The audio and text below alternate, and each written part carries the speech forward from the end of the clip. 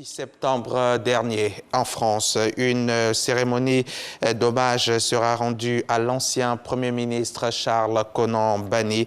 Cérémonie qui aura lieu ce matin donc dans l'enceinte de la primature. Toutes nos équipes sont déjà sur place. À quelques mètres de la primature, il y a le palais de la présidence de la République. C'est là que s'est tenu hier le Conseil des ministres en présence du chef de l'État. La réunion s'est penchée sur le recensement général de la population et de l'habitat, sur les principales orientations de la rentrée scolaire 2021-2022 et également sur la construction et l'équipement du CHU d'Abobo. Awa Touré a assisté à cette réunion. Elle nous fera un point dans le 13h. En attendant, allons-y à Genève où se trouve Candia Camara, la ministre d'État, ministre des Affaires étrangères, participe à la 72e réunion du comité exécutif du HCR. En marge des travaux, la ministre a eu plusieurs séances de travail avec de nombreuses personnalités des Nations Unies. Michel Digré, notre envoyé spécial sur place, il nous fera un point de ces rencontres dans notre journal à 13h. Ici en Côte d'Ivoire, depuis 48 heures, le centre de vaccination anti-Covid de l'université Félix Houphouët-Boigny de Cocody est fonctionnel. Un centre inauguré mardi par le ministre de la Santé lui-même. Un moyen donc pour le gouvernement de rapprocher les sites de vaccination au maximum des populations afin de freiner l'avancée du virus Covid. On en parle avec Jean-Marc Djadji.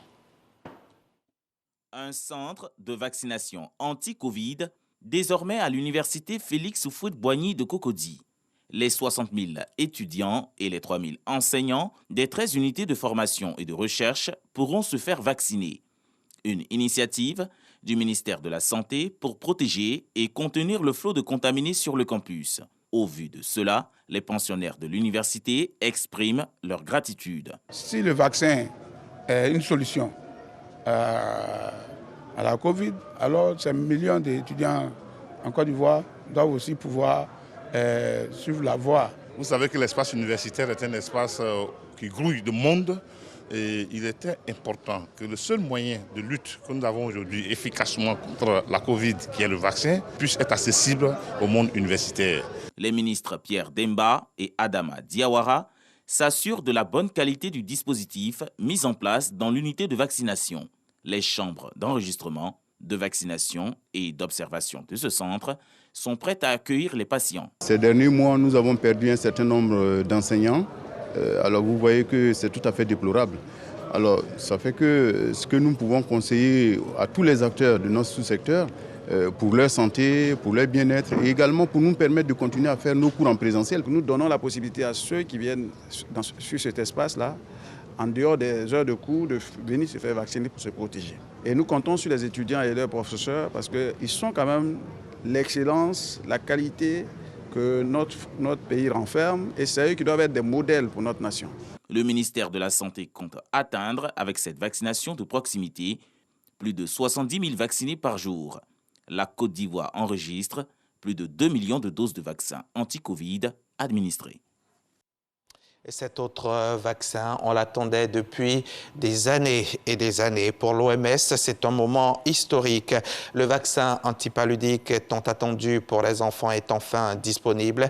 C'est une percée pour la science, la santé infantile et la lutte contre le paludisme. Selon le directeur général de l'OMS, l'utilisation de ce vaccin, en plus des outils existants pour prévenir le paludisme, pourrait sauver des dizaines de milliers de jeunes vies chaque année. L'Organisation mondiale de la santé a donc recommandé le déploiement massif du vaccin chez les enfants vivant en Afrique subsaharienne et dans les zones à risque.